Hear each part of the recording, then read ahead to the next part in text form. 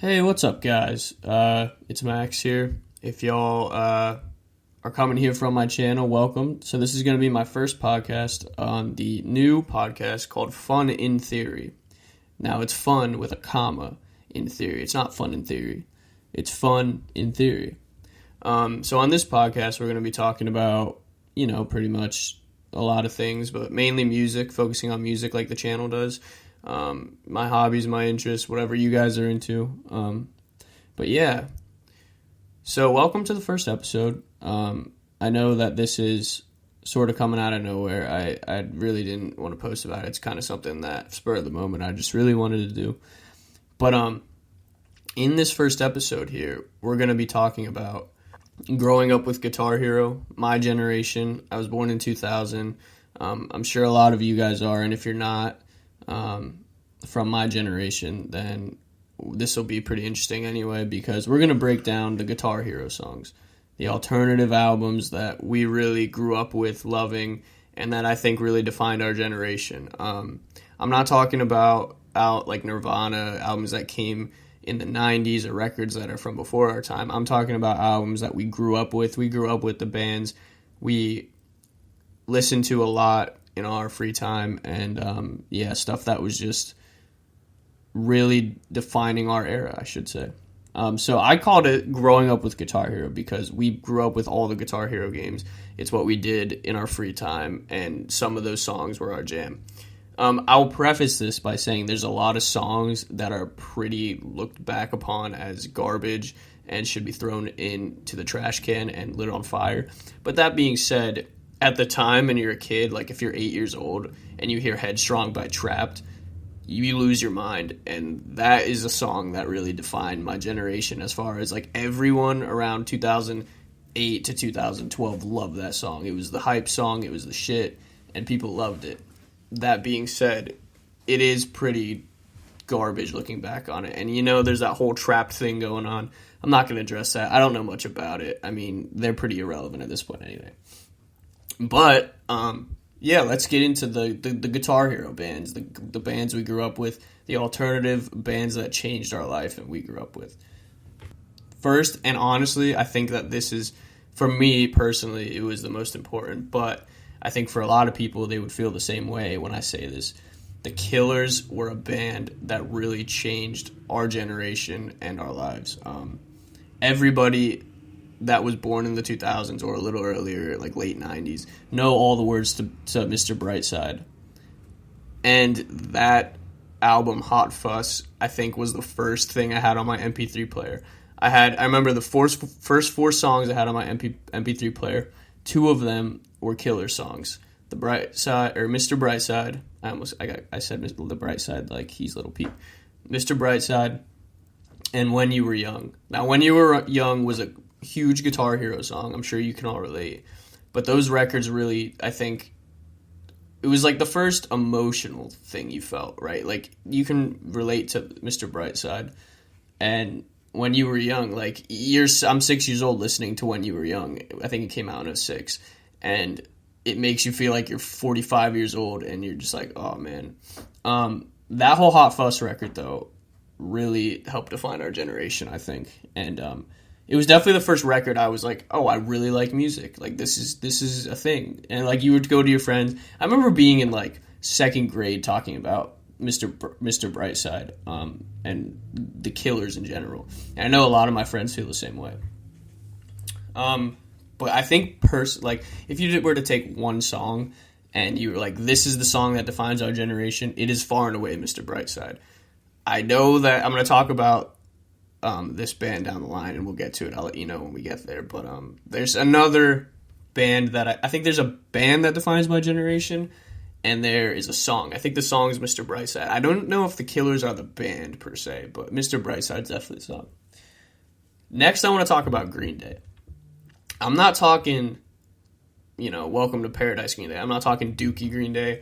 No Brain Stew, because we weren't raised on that. But I will say, American Idiot was the record that came out, I think, when my friends and I were in kindergarten, maybe first grade. I think it was 2006. I could be wrong. But that record, you had American Idiot on it. Everyone wanted to lose their mind. Like, you were playing Tony Hawk pro skater and losing your mind at your friends, or we'd be running around bouncing off the walls as like 6-7-year-olds listening to that. And Wake Me Up When September Ends really also was like the ballad of my generation, right? It's kind of cool because a lot of, people in my generation now really look at rap and that's the mainstream thing. But back when we were growing up, I mean, the only thing that mattered was The Killers and Green Day. And this next band I'm going to get to. But it's weird looking back that Wake Me Up When September Ends was like the hugest song at the time to my generation, right? But that is arguably another song that defines our generation. I don't know why it had so much meaning to us, even as kids. I mean, it touched a lot of us in different ways, I think. But, like, it was another one of those songs where, like, you listen to and everyone can relate to. But the record American Idiot as a whole, we grew up with, like, American Idiot, Holiday, all those songs. Like, we'd bounce off the walls. And Wake Me Up When September Ends really hit different at the time. I gotta take a sip of coffee.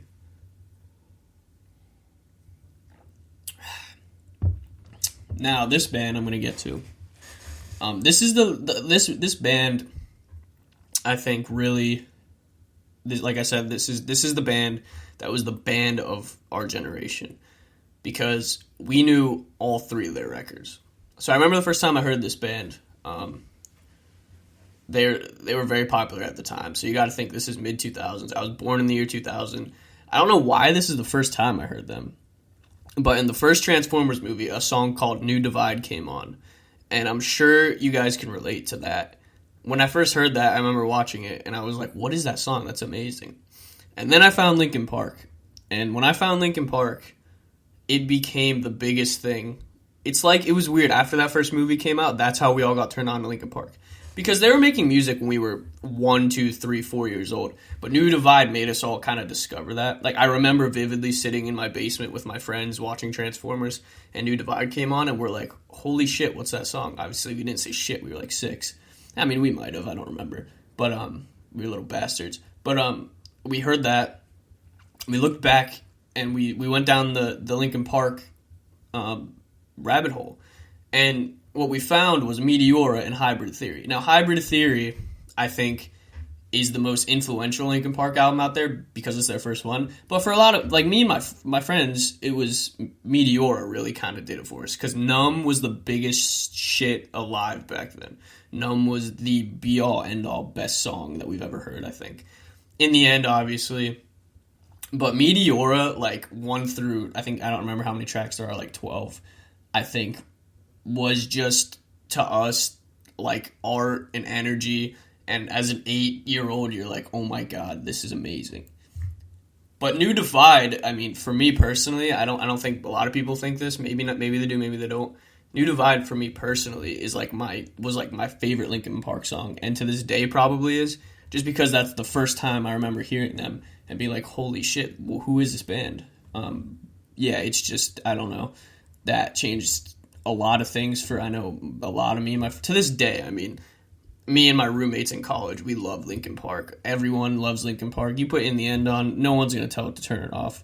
You go to a frat party, don't because of COVID. But if you go to a frat party or you're with friends having a good time and Linkin Park comes on, no one's going to be like, turn that shit off. It's amazing.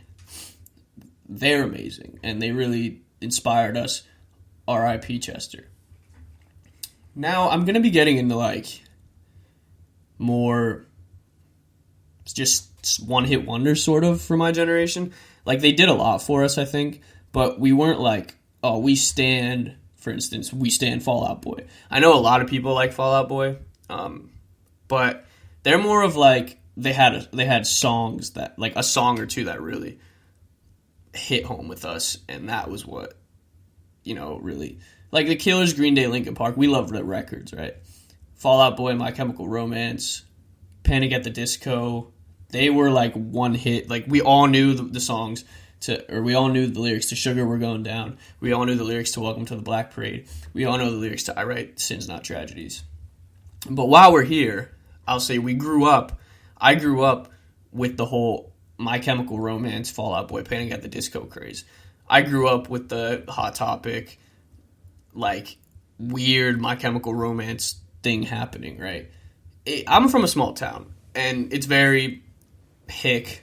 It's totally, like, people here weren't really up to, like, a lot of people here listen to country music and 80s and just 80s metal, or not metal, 80s hair metal, 80s pop. It's not very, what do I want to say? It's not very up to date on, like, My Chemical Romance. You didn't have a lot of people here listening to My Chemical Romance. But that being said, in, elementary school, we all knew the words to Welcome to the Black Parade, Sugar We're Going Down, I Race Sins Not Tragedies. And that was never my favorite thing. I was more of a Killers guy or Green Day guy and Linkin Park, like I said. But I know a lot of my friends who really love those songs and some of their records. And those three songs definitely, made a difference in our lives, I think. And, like, everyone knew the words to Welcome to the Black Parade. I know I keep saying that, but it's hard to really put that into, like, a couple words because it was so popular at the time. And it really sparked a nerve within our culture and within our youth. And, like, we kind of, like, I think, like, those bands more so than even the Killers or Green Day or Linkin Park, we kind of, like, those are the bands that are most relevant that get brought up with us growing up. Like My Chemical Romance, especially, they're kind of ours. Like, we made them popular. Welcome to the Black Parade is our youth and our energy kind of coming out, right? And I'm not saying that that's, like, a bad thing by any means. I think it definitely served its purpose. Obviously, even they evolved because they realized it was more of a fad thing. But, like, in 2010, right? Like, you could see the writing on the wall there. It died out real quick, but that was our thing. That, like, the MySpace thing. I think I had MySpace for 2 years at the end of it. Like, but I knew what it was. It was a cool thing. Like, I knew all the older kids had MySpace. You know what I mean? And that they're like a MySpace band. They're like our thing. The first internet craze really was those bands spawned from that, and I think that's cool. And they sparked a whole subdivision of rock and punk rock and alternative, and I think that's cool. But the next band I want to talk about is Paramore. And the reason I put them aside from the Killers, Green Day, or Linkin Park is because of Hayley Williams specifically. Everyone loved listening to Hayley. I remember. There's a car alarm going off. I wonder if you guys can hear that. You guys can definitely hear that. Okay, it stopped. I guess it wasn't mine. I didn't even check. The car could have got stolen. But anyway, the reason I put them separately from, like, Linkin Park, Green Day, and the Killers, and I wanted to talk about them separately, is because of Hayley Williams specifically. Because of how charismatic she is, and how amazing and how transcending she was. She was the first female, like, I know, like, everyone knew the words to Amy Lee, and, like, everyone knew who Amy Lee was from Evanescence, but Hayley Williams was really the person who kind of shattered the mold with us. And, like, when you heard Misery Business, it was on Guitar Hero 3. That's my favorite Guitar Hero, by the way. It's cool. It really struck a nerve with us, and they eventually kind of evolved and made Ain't It Fun, which is one of my favorite Paramore songs of all time, and they made that record with Ain't It Fun on it, and we grew up with Hayley Williams.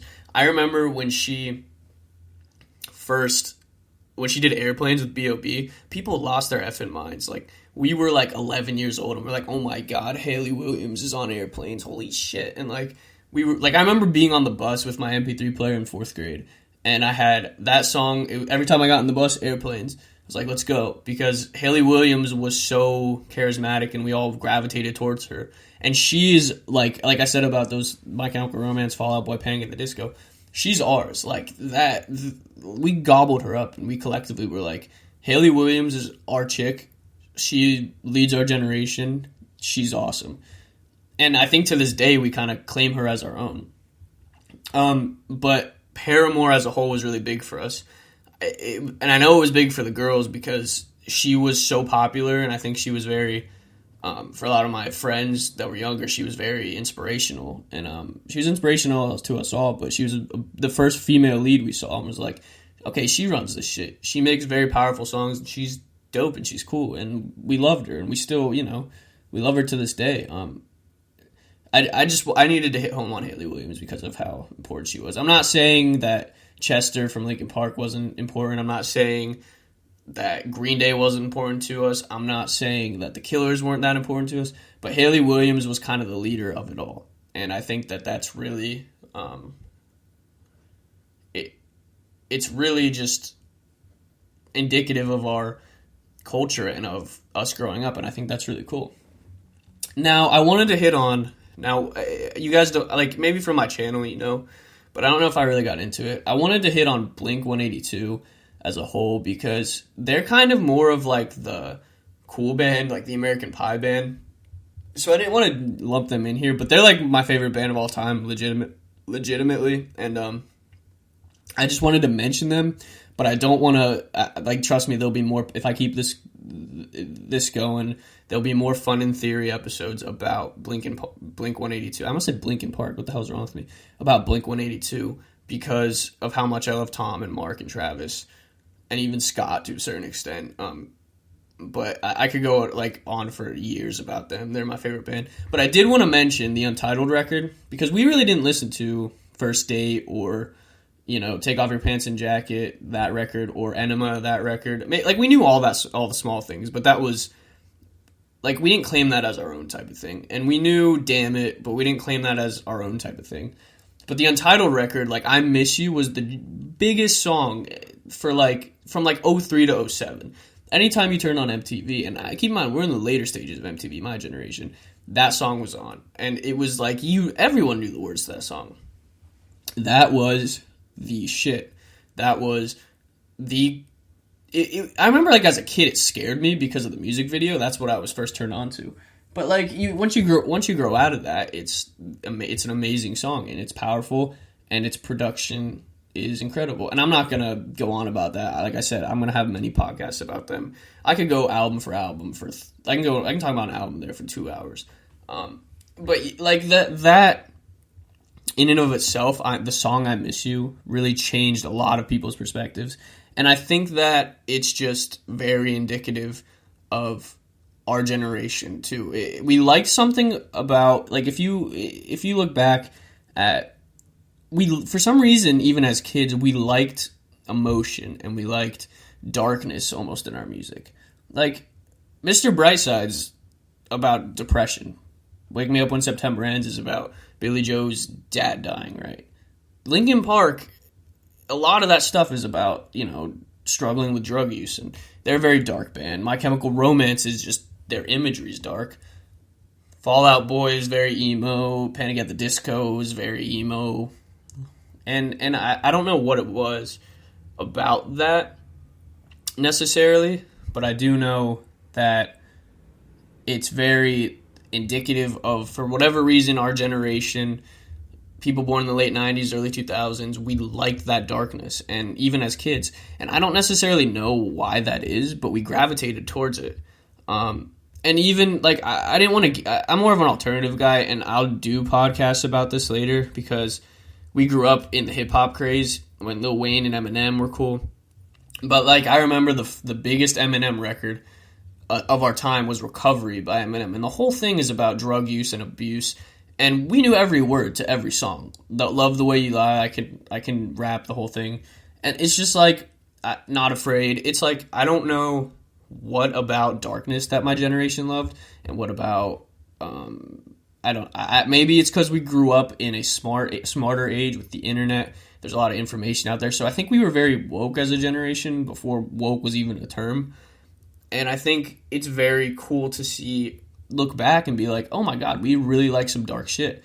And I know for me, my musical journey, me and just in general in life, we're very, my generation's very kind of rebellious. We think for ourselves, and we do a lot of things that are I kind of frowned upon by people that are older than us. But my musical journey started with these bands, And like I'd hear a lot of Tool, and I'd hear a lot of Blink, and I'd hear a lot of like older like Slipknot, like Limp Bizkit, just from my parents and uncles and aunts and stuff. But then I got into hip hop for a while, and then I came back and I was like, what did I resonate with? Because like you're in middle school, you're trying to be cool. Not that I don't like hip hop, and I really like a couple records really resonate with me. Like Recovery was really awesome. But once you like circle back and you start to find yourself more, you come back to those things. Like now I don't listen to like The Killers often, or I definitely don't listen to My Chemical Romance, Fall Out Boy, Panic. I barely listen to Paramore. But Green Day and Blink's my favorite band of all. Like, I'll tell you that right now. Blink's my favorite band of all time. I listened to Green Day, but like I came back and I was like, that's the shit I liked. Like, I got into the Smashing Pumpkins. I got into The Story So Far. I got into a lot. Like Nirvana was the first thing when I circled back. And I think that's what my generation, if they're still into alternative, that's what my generation really circled back to. And like we came back and we were like, what started all this, right? And it's like Nirvana. And then you do the whole thing where everything gets recycled, and you go back through the 90s and you find your thing. And then you end up being like me, and I'm like, I love this type of stuff. I don't know why I ever got away from it, right?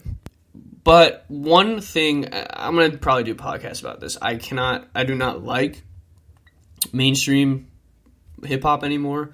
It's watered down. The production's the same. It's very, repetitive. But I will say, the one thing that you can look at from my generation to mainstream hip-hop is we like the darkness, and we liked the darkness back then. We like Juice WRLD singing about drug abuse. Rest in peace, Juice WRLD. But we like Lil Peep singing about rest in peace, Lil Peep. We like the dark things. We love, like, dark, edgy things. I mean, there is hip-hop that has little substance, but, like, Juice WRLD singing about drug use, like, we relate to that. For some reason, my generation loves that type of darkness and sadness. And we put that on a pedestal, and we're like, here, world, listen to this. This is great art. And I just think it's really indicative of what we grew up with and how we grew up with it. And just everything about it is darkness. We gravitate towards the darkness.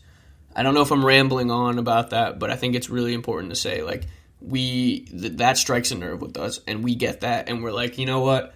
We relate to you. We're here for you. We love your music. You're making art. And I think that's really cool about my generation. So there definitely is similarities between what's popular now and what we liked when we were young. We went through a couple of stages of awkwardness where we were like Lil Wayne, you know? And I'm not saying that's a bad thing. I'm not shitting on Lil Wayne. I like Lil Wayne to this day. I was front row for a concert when I was like 16. But yeah, I just think it's cool to see that the things we put on a pedestal, you know? And yeah. So this has been the first episode of Fun in Theory. You can get it on all your podcast needs. I'm going to upload this to my channel. I really hope you guys enjoyed. Maybe I just rambled on. But yeah, subscribe to the channel for more. Check out my music review videos. I know I've been a little MIA, I guess I should say. Haha, paper planes. I've been a little MIA recently, but I'm trying to get back. School just started for me, so that's a whole thing. So I'm trying to get back to a schedule, trying to figure things out. But I hope you guys really enjoyed this. If you wanted to keep going, leave a like, comment, subscribe. Stream it, Spotify, stream it, Apple Music, stream it, wherever. But I really appreciate you guys listening. So this was, growing up with the Guitar Hero, Generation Z's favorite alternative bands, what we made ours. And if you want to see more of this, let me know. Follow me on Twitter at XLOQX. Follow me on Instagram, just Max_Troutman. But yeah, I appreciate all you guys, and I'll see you guys next time. Peace, man. Have fun.